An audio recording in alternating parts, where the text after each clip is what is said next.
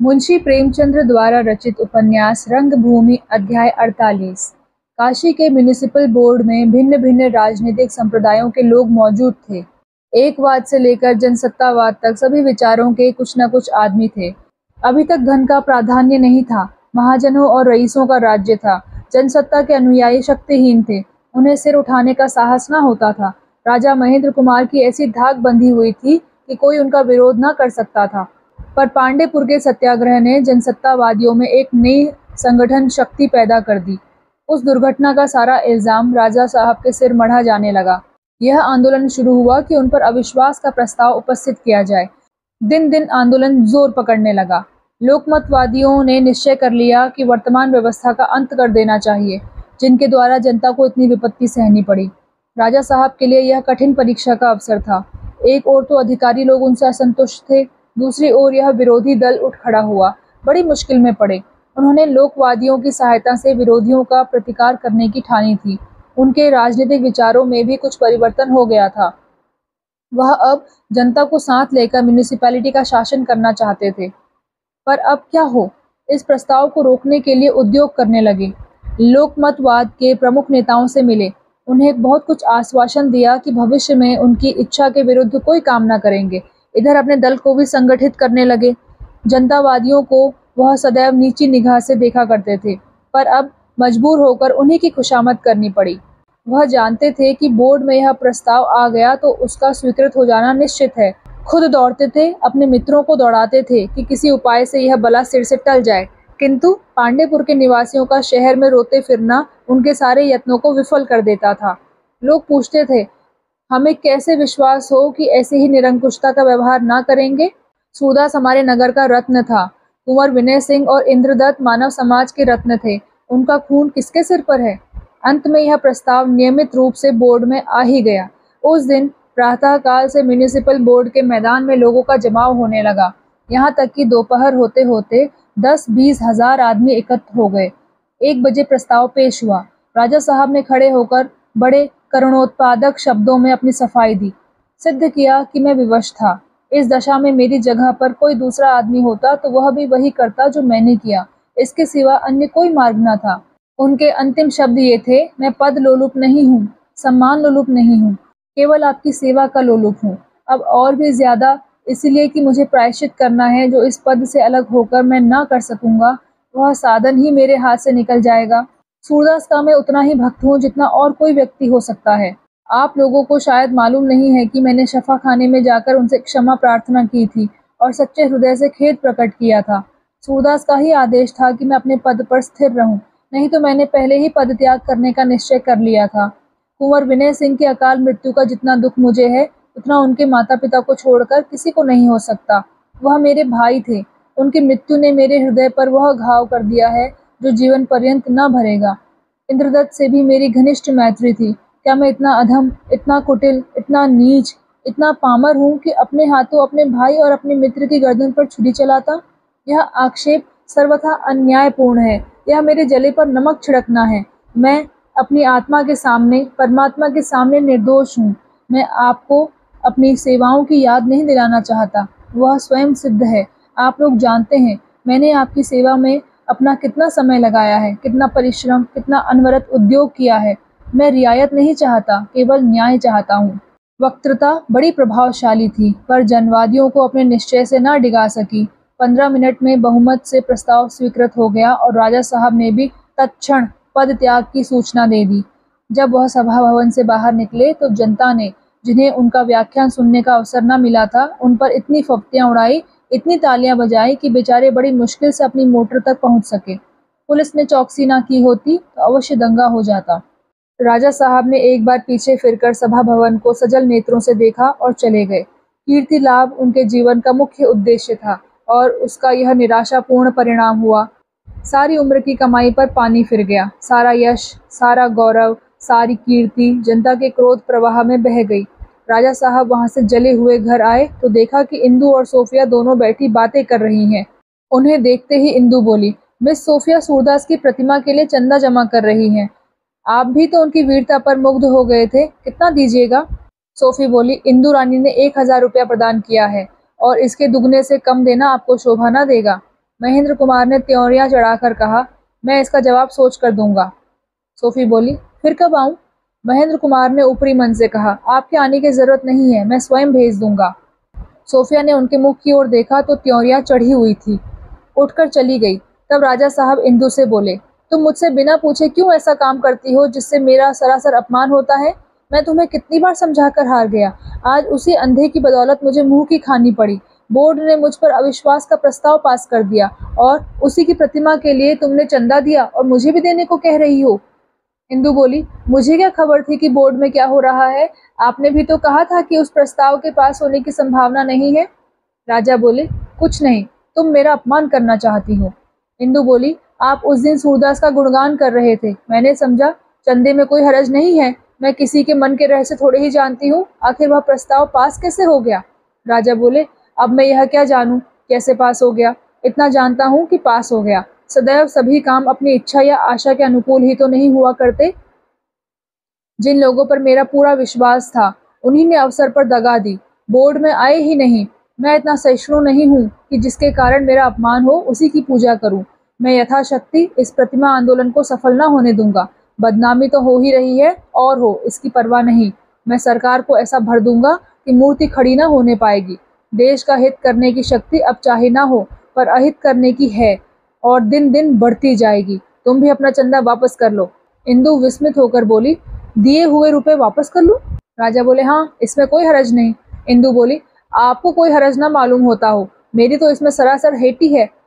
राजा बोले, जिस तरह तुम्हें मेरे अपमान की परवाह नहीं, उसी तरह यदि मैं भी तुम्हारी हेटी की परवाह ना करूं तो कोई अन्याय ना होगा। इंदु बोली, मैं आपसे रुपए तो नहीं मांगती। बात पर बात निकलने लगी, विवाद की नौबत पहुंची, फिर व्यंग की बारी आई और एक क्षण में दुर्वचनों का प्रहार होने लगा।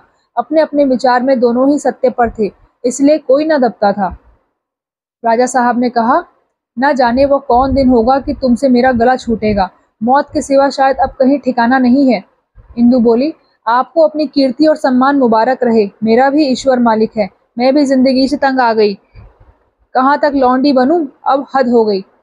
राजा बोले, तुम मेरी लौंडी बनोगी? वे दूसरी सती स्त्रियां होती हैं जो अपने पुरुषों पर प्राण दे देती हैं। तुम्हारा बस चले तो मुझे विष दे दो, और दे ही रही हो, इससे बढ़कर और क्या होगा? इंदु बोली, यह विष क्यों उगलते हो? साफ साफ क्यों नहीं कहते कि मेरे घर से निकल जा? मैं जानती हूँ आपको मेरा रहना अखरता है, आज से नहीं बहुत दिनों से जानती हूँ। उसी दिन जान गई थी जब मैंने एक महरी को अपनी नई साड़ी दे दी थी और आपने महाभारत मचाया था। उसी दिन समझ गई थी कि यह बेल मुड़ेर चढ़ने की नहीं। जितने दिन यहाँ रही कभी आपने यह ना समझने दिया कि यह मेरा घर है। पैसे पैसे का हिसाब देकर भी पिंड नहीं छूटा।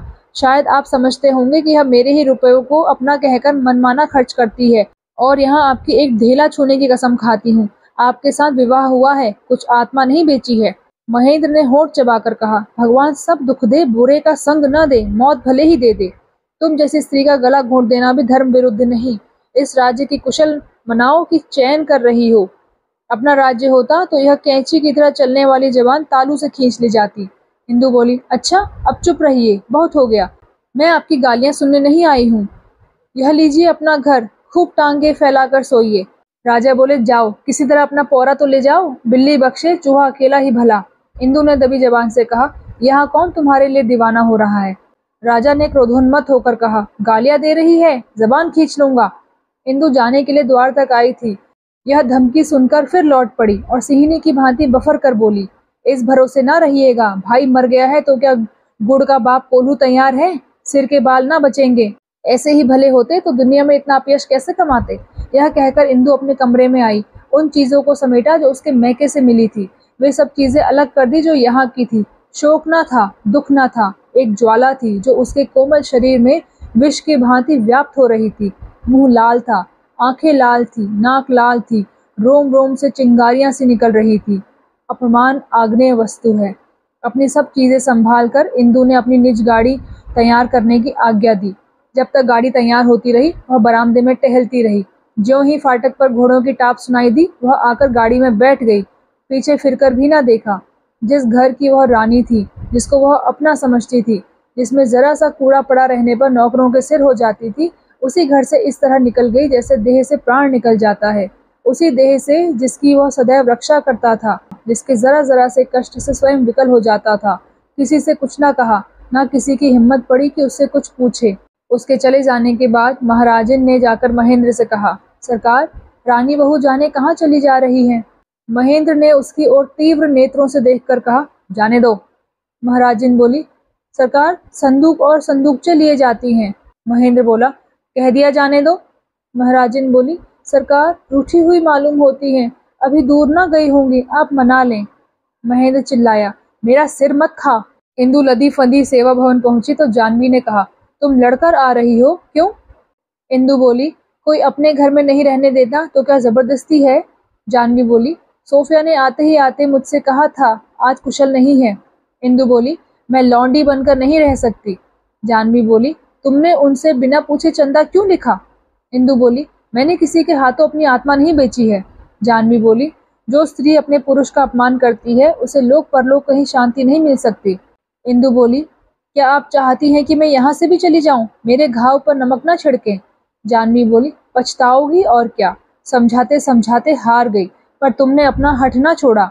इंदु यहाँ से उठकर सोफिया के कमरे में चली गई। माता की बातें उसे जहर सी लगी। यह विवाद दाम्पत्य क्षेत्र से निकलकर राजनीतिक क्षेत्र में अवतरित हुआ। महेंद्र कुमार उधर एड़ी चोटी का जोर लगाकर इस आंदोलन का विरोध कर रहे थे, लोगों को चंदा देने से रोकते थे, प्रांतीय सरकार को उत्तेजित करते थे। इधर इंदु सोफिया के साथ चंदे वसूल करने में तत्पर थी। मिस्टर क्लार्क अभी तक दिल में राजा से द्वेष रखते थे, अपना अपमान न भूले थे। उन्होंने जनता के इस आंदोलन में हस्तक्षेप करने की कोई जरूरत न समझी। इसका फल यह हुआ कि राजा साहब की एक न चली, धड़ाधड़ चंदे वसूल होने लगे। एक महीने में 1 लाख से अधिक वसूल हो गया। किसी पर किसी तरह का दबाव न था, किसी से कोई सिफारिश न करता था। वह दोनों रमणियों के सदुद्योग का ही चमत्कार था, ना ही शहीदों की वीरता की विभूति का, जिनकी याद में अब भी लोग रोया करते थे। लोग स्वयं आकर देते थे, अपनी हैसियत से ज्यादा। मिस्टर जॉन सेवक ने भी स्वेच्छा से 1000 रुपए दिए। इंदु ने अपना चंदा 1000 तो दिया ही, अपने कई बहुमूल्य आभूषण भी दे डाले जो 20,000 में बिके। राजा साहब की छाती पर सांप लौटता रहा। पहले अलक्षित रूप से विरोध करते थे, फिर प्रत्यक्ष रूप से दुराग्रह करने लगे। गवर्नर के पास स्वयं गए, रईसों को भड़काया, सब कुछ किया, पर जो होना था वह होकर रहा। 6 महीने गुजर गए। सूरदास की प्रतिमा बनकर आ गई। पूना के एक प्रसिद्ध मूर्तिकार ने सेवा भाव से इसे रचा। पांडेपुर में उसे स्थापित करने का प्रस्ताव था। जॉन सेवक ने सहर्ष आज्ञा दे दी। जहां सूरदास का झोंपड़ा था वहीं मूर्ति का स्थापन हुआ। कीर्तिमानों की कीर्ति को अमर करने के लिए मनुष्य के पास और कौन सा साधन है? अशोक की मूर्ति भी तो उसके शिलालेखों से ही अमर है। वाल्मीकि और व्यास, होमर और फिरदौसी, सबको तो नहीं मिलते। पांडेपुर में बड़ा समारोह था। नगर निवासी अपने अपने काम छोड़कर इस उत्सव में सम्मिलित हुए थे। रानी जानवी ने करुण कंठ और सजल नेत्रों से मूर्ति को प्रतिष्ठित किया। इसके बाद देर तक संकीर्तन होता रहा। फिर नेताओं के प्रभावशाली व्याख्यान हुए। पहलवानों ने अपने अपने करतब दिखाए। संध्या समय प्रीति भोज हुआ। छूत और अछूत साथ बैठकर एक ही पंक्ति में खा रहे थे। यह सूरदास की सबसे बड़ी विजय थी। रात को एक नाटक मंडली ने सूरदास नाम का नाटक खेला, जिसमें सूरदास के ही चरित्र का चित्रण किया गया था। प्रभु सेवक ने इंग्लैंड से यह नाटक रचकर इसी अवसर के लिए भेजा था। 12 बजते बजते उत्सव समाप्त हुआ। लोग अपने अपने घर सिधारे। वहां सन्नाटा छा गया। चांदनी छिटकी हुई थी और शुभ्र ज्योत्सना में सूरदास की मूर्ति एक हाथ से लाठी टेकती हुई और दूसरा हाथ किसी अदृश्य दाता के सामने फैलाए खड़ी थी। वही दुर्बल शरीर था, पसलियां निकली हुई, कमर टेढ़ी, मुख पर दीनता और सरलता छाई हुई। साक्षात सूरदास मालूम होता था। अंतर केवल इतना था कि वह चलता था, यह अचल थी। वह सबोल था, यह अबोल थी। और मूर्तिकार ने यहाँ वह वात्सल्य अंकित कर दिया था जिसका मूल में पता न था। बस ऐसा मालूम होता था मानो कोई स्वर्ग लोक का भिक्षुक देवताओं से संसार के कल्याण का वरदान मांग रहा है। आधी रात बीत चुकी थी। एक आदमी साइकिल पर सवार मूर्ति के समीप आया। उसके हाथ में कोई यंत्र था। उसने क्षण भर तक मूर्ति को सिर से पांव तक देखा और तब उसी यंत्र से मूर्ति पर आघात किया। सड़क की आवाज सुनाई दी और मूर्ति धमाके के साथ भूमि पर आ गिरी और उसी मनुष्य पर जिसने उसे तोड़ा था।